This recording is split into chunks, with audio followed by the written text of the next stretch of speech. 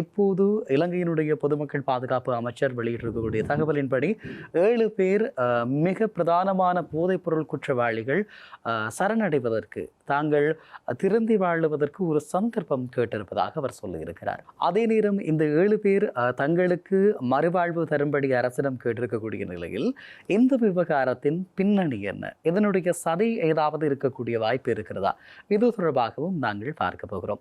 அந்த அடிப்படையில் இந்த 7 பேரும் காட்டிக் கொடுக்க ஆரம்பித்திருக்கிறார்கள் என்ற ஒரு செய்தியும் இருந்து கொண்டிருக்கிறது.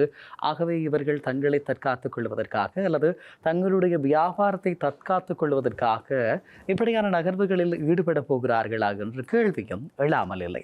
அந்த அடிப்படையில் தான் நேற்றைய நாளில் குறிப்பாக மாலத்தீவுக்கு பயணம் செய்திருக்கக்கூடிய படகு கைப்பற்றப்பட்டது.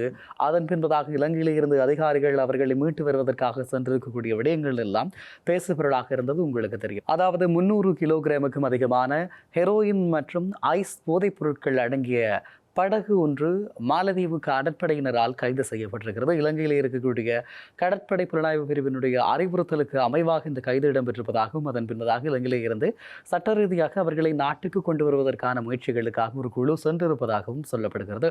இந்த விடயம் ஒரு பேசுபொருளாக மாறியிருக்கிறது. குறிப்பாக பாகிஸ்தானிலே இருந்து இலங்கை நோக்கி வருகை தந்திருக்கக்கூடிய இந்த போதைப் பொருள் படகு இலங்கைக்கு வருவதில் சிரமம் ஏற்பட்டதால் மீளவும் மாலைதீவை நோக்கி பயணித்ததாக சொல்லப்படப்படுகிறது.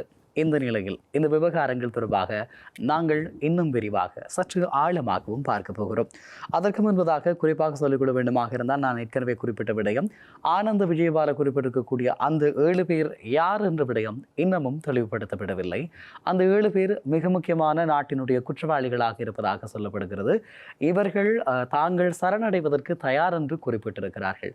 அப்படியாக இருந்தால் இவர்கள் ஏன் இந்த நடவடிக்கையில் ஈடுபடுகிறார்கள்?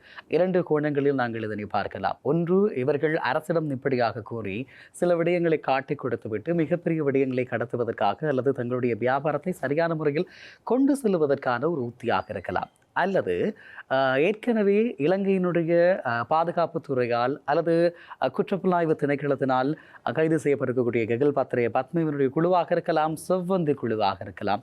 இவர்கள் எல்லோருமே கைது செய்து அழைத்து வரப்பட்ட அந்த பிரம்மாண்டமான அச்சமூட்டுகின்ற நடவடிக்கையை பார்த்து பயந்திருக்கக்கூடியவர்கள் இவர்களுடைய முகங்கள் எல்லாம் வெளியிலே வந்து எப்படி ஆறாவாரமாக கொண்டு வரப்பட்டார்களோ அப்படி நாங்கள் இருந்துவிடக்கூடாது என்ற நிலைப்பாட்டில் இவர்கள் இப்படி செய்திருக்கலாம்.